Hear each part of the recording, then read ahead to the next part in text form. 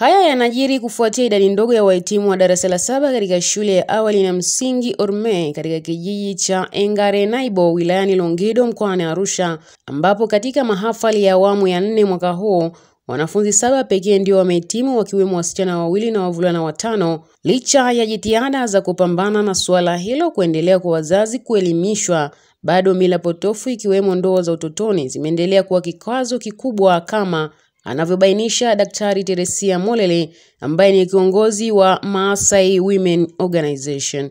Nimekuta watoto wa kike kati ya watoto wanaohitimu darasa la 7 wako 2 tu.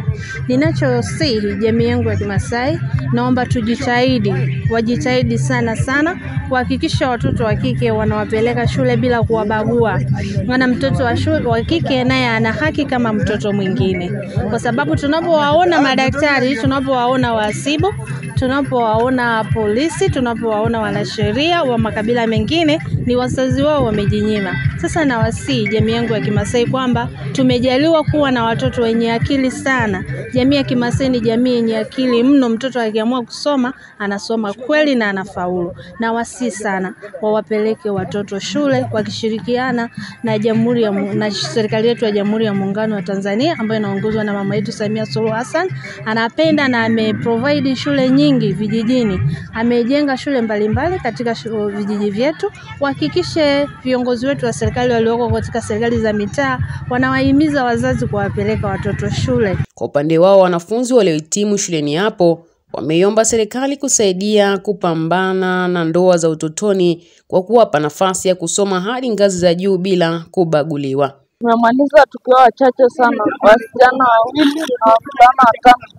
Jumla tulikuwa 7 kwa ajili ya ndoa za utotoni, na tulikuwa tunaomba tuache hizo mambo za ndoa za utotoni, wote tuwe wasomi. Maana tunaweza kila kitu ambacho makabila zingine zinaweza. Hapa sisi tunao upungufu wa vitu vifuatavyo. Tuna upungufu wa umeme shuleni, na tulikuwa tunaomba tupate, maana tupata umeme shuleni tutaweza kusoma na bila kusita. Naomba wazazi wetu waache kupeana wasichana wa Kimasai wakiwa wadogo. Kwa jamii ya Kimasai wasichana wanaolewa wakiwa wadogo. Ukiacha ile tabia, wasichana wa kike wa Masai watakuwa wengi shuleni. Sasa hivi ukiangalia hapa shuleni, wasichana wa Kimasai wapo wachache sana. Na ni kwamba kwa ajili ya kufundisha wasichana wetu wa Kimasai.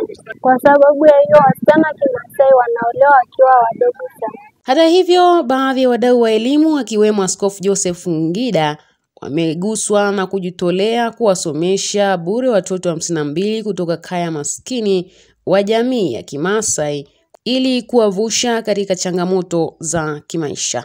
Gladness Koero, ST Bongo, Arusha.